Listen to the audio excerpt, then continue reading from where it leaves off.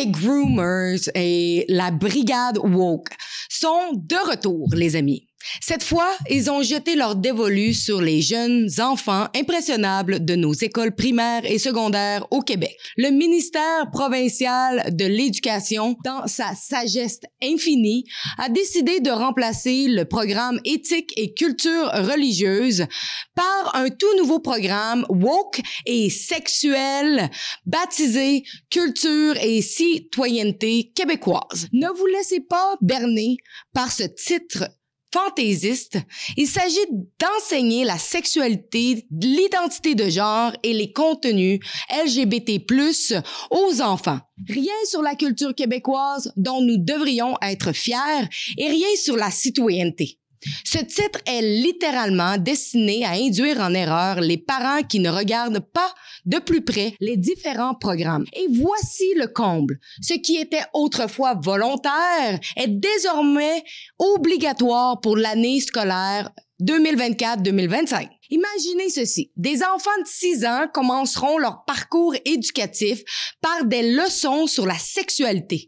En première année, ils seront initiés à une vue d'ensemble de la sexualité, aux besoins du corps, à la prévention des agressions sexuelles et aux compositions familiales diverses.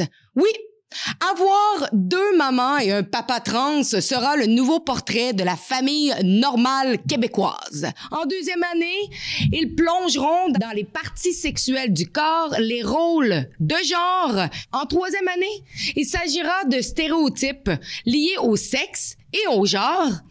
Ensuite, la normalité des genres, l'inclusion et l'exclusion et le respect des différences. Je pourrais continuer pendant longtemps, mais je vous épargnerai le reste des détails, mais croyez-moi, c'est un parcours mouvementé, avec seulement les élèves de secondaire 3 ou 14 ans qui auront une pause de ce programme. Tous ces cours vont enseigner et normaliser le choix des différents genres, la prise d'hormones si vous vous sentez mal dans votre peau et même la mutilation de votre corps.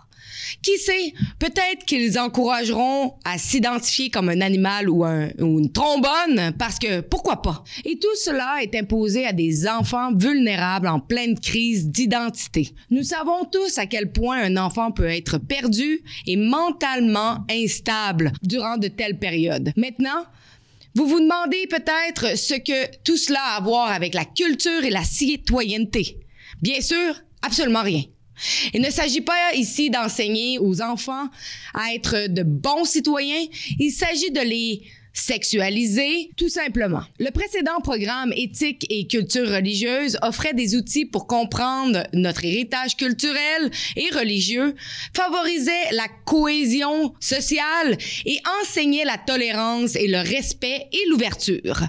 Au lieu de cela, nous inculquons maintenant aux enfants les inégalités, le sentiment de victimisation et les différences basées sur l'apparence, le sexe et le comportement. Le progrès, n'est-ce pas? Et ne me lancez même pas sur tout ce qui est non-binaire, gender fluide, queer et la soupe de lettres au-delà de LGBT. La biologie est claire. Vous êtes soit mâle, soit femelle, et la dysphorie de genre est un trouble psychologique qui devrait être traité par des médecins et la famille, pas par des programmes scolaires.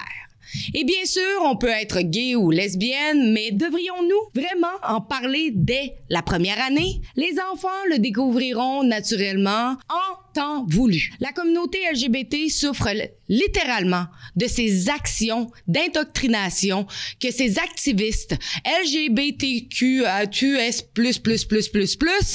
imposent sur les enfants. À 6 ans, les enfants comprennent à peine ce qu'est la sexualité et encore moins ses implications. Pourtant, le ministère de l'Éducation du Québec pousse cet agenda woke, rendant les enfants plus vulnérables à une sexualisation précoce et à des abus potentiels. Le Québec, avec sa position de laïcité, semble croire que la religion et la compréhension des différentes croyances n'ont pas leur place dans l'éducation. Mais la laïcité ne signifie pas que les citoyens ne sont pas religieux. Enseigner l'éthique et la religion offre des lignes directrices et des valeurs sans extrémisme. Alors, la vraie question est, cet endoctrinement conduira-t-il à des familles fortes ou déficientes? Il est temps de mettre fin à cette folie et de protéger nos enfants contre les groomers et les activistes woke. Rejoignez la cause et signez notre pétition sur stopclassroomgrooming.com. C'est encore le temps. Allez signer notre pétition pour arrêter l'indoctrination des enfants à l'école avec toutes ces idéologies de genre. Et le website, c'est stopclassroomgrooming.com. Sur ce site web, vous pouvez non seulement signer la pétition, mais partagez-la et faites en sorte que nos voix pour nos enfants se fassent entendre.